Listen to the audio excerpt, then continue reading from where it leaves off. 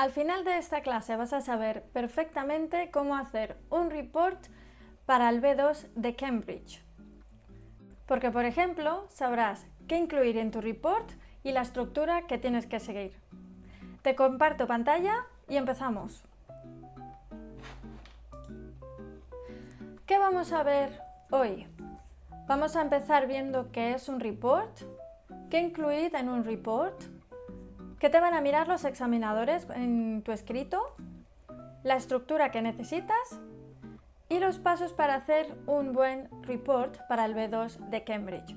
Y al final del todo veremos un ejemplo práctico. Empezamos. ¿Qué es un report? Un report es un texto formal, tal y como es un essay, en el que tienes que escribir siempre a un superior, llámese a un jefe, un manager, un profesor, un director, etc. O también puede que sea que tengas que escribir a un grupo de compañeros, por ejemplo del trabajo o de la escuela.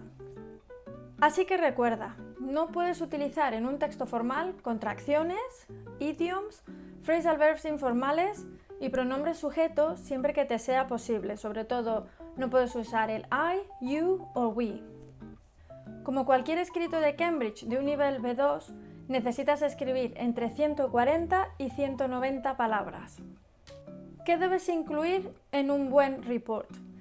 Tienes que incluir gramática compleja, por ejemplo, puedes utilizar la pasiva This report has been written to o This report is intended to. No escribas I have written this report. Eso estaría mal. También incluye entrevistas, pruebas, testimonios, que obviamente te los tienes que inventar porque no vas a hacer ningún tipo de entrevista ni ningún tipo de prueba. Tienes que incluir títulos en todos los párrafos. Lo vamos a ver mejor cuando veamos la estructura, pero es muy importante que no se te olvide, porque un buen report tiene que tener títulos en cada párrafo. ¿Qué miran los examinadores? Te van a mirar que todo lo que escribas sea relevante a la tarea. Quiere decir que respondas a todas las preguntas que te hacen. Es muy importante porque si no, no vas a conseguir los puntos suficientes para esta parte. El lector, o el examinador en este caso, tiene que estar completamente informado y que toda la información que tú añadas a ese report sea clara y completa. El examinador tiene que entender, a partir de tu report, las preguntas que te hacen en el texto original. También te van a mirar que utilizas el registro correcto. En este caso, tienes que utilizar un tono formal y adecuado para este tipo de texto. Otra cosa que te miran es la organización de tu texto. Recuerda que todos los párrafos tienen que estar bien diferenciados, en este caso tienen que tener títulos y están colocados de manera lógica y ordenada. Y por último, la última cosa que te van a mirar es el lenguaje que utilizas. Tienes que asegurarte que utilizas tanto gramática simple como compleja y recuerda que la pasiva es muy importante en un report. Continuamos con la estructura del report. Lo primero que tienes que añadir es un título al párrafo primero, al párrafo A, que es la introducción.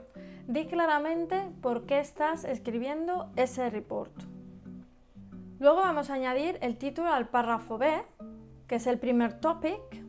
Otro título para el párrafo C, si aplica, con el topic que te hayan preguntado. Y por último, el párrafo D, con su título, con sugerencias o recomendaciones. Pasos para hacer un buen report.